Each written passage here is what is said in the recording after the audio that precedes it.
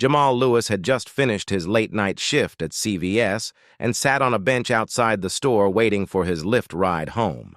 He was tired, still in uniform, badge clipped to his collar, receipt tape tucked in his apron pocket. But within minutes, flashing lights pulled up. 2 officers jumped out. "We got a report of suspicious activity," one said, already reaching for cuffs.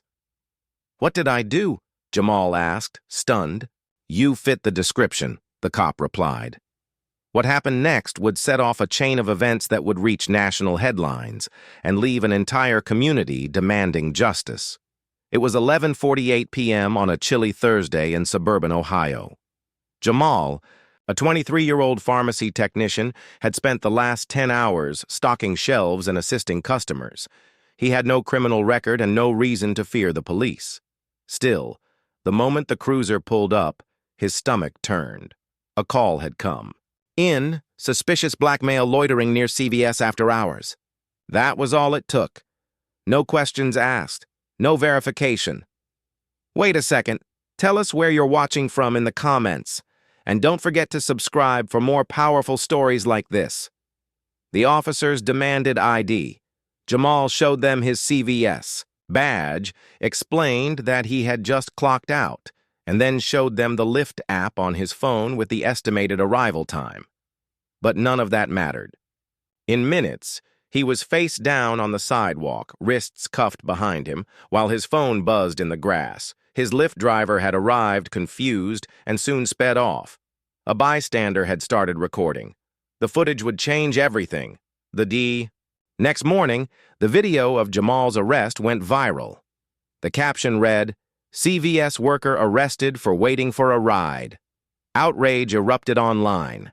Comments flooded in, "How is waiting for a Lyft a crime?"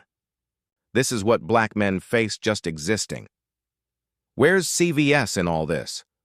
Local activists organized a press conference outside the store by evening. Jamal, released hours after the arrest without charges, appeared shaken but composed. He spoke softly. "I was tired. I was just trying to go home."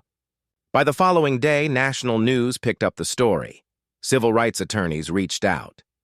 One key moment in the video turned the public tide when Jamal asked, "Is it illegal to sit down now?"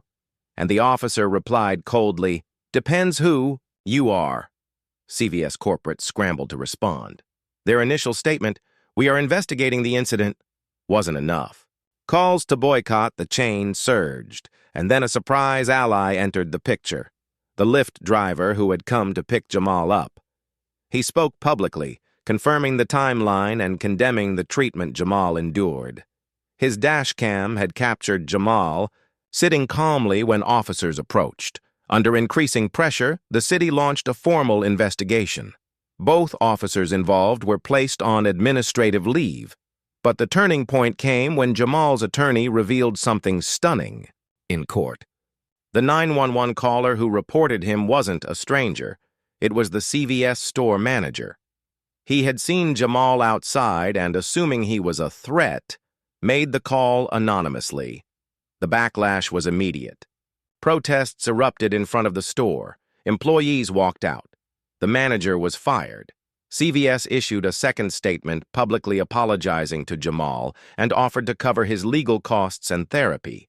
Jamal declined their offer. Instead, he filed a civil lawsuit, not for money but for policy change. "I'm not just doing this for me," he said at a press conference. "I'm doing this for every person who's been handcuffed for simply existing." 6 months later, the city had implemented new police training protocols, and CVS launched an overhaul of its diversity and anti-bias initiatives. Jamal's case became a national example of racial profiling and the dangers of anonymous assumptions. He was invited to speak at universities and advocacy groups and even testified before Congress during a panel on racial injustice in retail spaces. But Jamal stayed grounded. He returned to college, where he majored in criminal justice. "I want to be part of the change from the inside," he said. The bench outside the CVS was removed and replaced by a small plaque that reads, "In honor of Jamal." Lewis, a reminder that justice starts with awareness. Today, Jamal is more than a pharmacy tech. He's a voice, a symbol, a quiet hero for those who've ever been treated like a suspect instead of a person. And as for those who asked, what happened next? The answer is, Jamal happened, and nothing was ever the same.